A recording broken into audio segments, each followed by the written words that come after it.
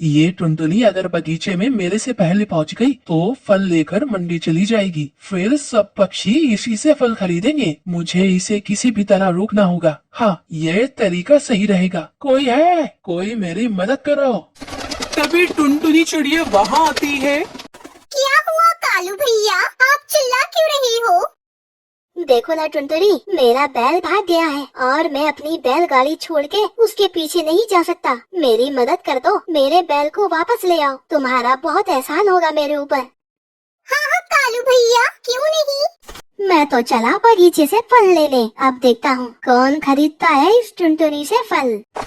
जब तक टुनटुनी बैल को वापस लेकर आई, बगीचे के सारे फल व्यापारी पक्षी ले जा चुके थे। टुनटुनी बचे हुए थोड़े बहुत फल लेकर मंडी में चली जाती है। आज भी मेरे फल नहीं बिकेंगे, आज भी मुझे भूखा ही सोना पड़ेगा।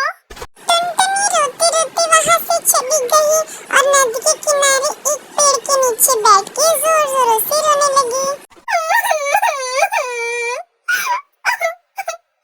हर रोज यही होता है, कभी समय पर मंडी नहीं पहुँच पाती और सारे व्यापारी पक्षी बगीचे से फल तोड़कर बाजार में बेच देते हैं और मैं खाली हाथ रह जाती हूँ।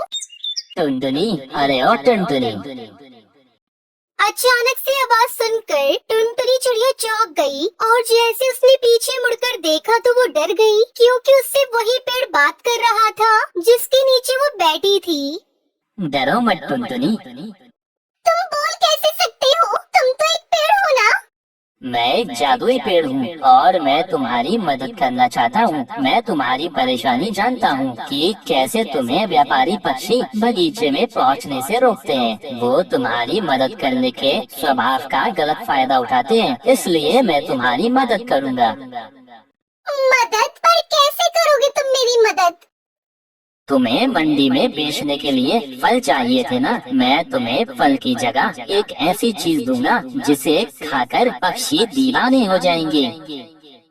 जैसे ही पेड़ ने ऐसा कहा, तभी उस पेड़ पर बहुत सारे मैगी के पैकेट प्रकट हो गए। उसे देखकर टुनटुनी चिड़िया हैरान हो गई। टुनटुनी, ये मैगी है, इसका स्वाद बहुत अच्छा है। जब पक्षी इस मैगी को खाएंगे तो अपने पंख चाटते रह जाएंगे। तुम जितनी चाहो ये मैगी पेड़ पर से तोड़ सकती हो। ये सुनकर टुनटुनी चिड़िया बहुत खुश होती है और बहुत सारी मैगी तोड़कर बाजार में बेचने लगती है। अब सब पक्षी टुनटुनी चिड़िया की मैगी के दीवाने हो जाते हैं। कालू कौवे ने लाख कोशिश की, लेकिन टुनी चिड़िया से वो कभी नहीं जीत पाया। इसलिए कहते हैं दोस्तों, लालच और घमंड के रास्ते में चलोगे तो हमेशा खड्डे में ही गिरोगे। इसलिए हमें हमेशा सच बोलना चाहिए और सच के रास्ते में ही चलना चाहिए।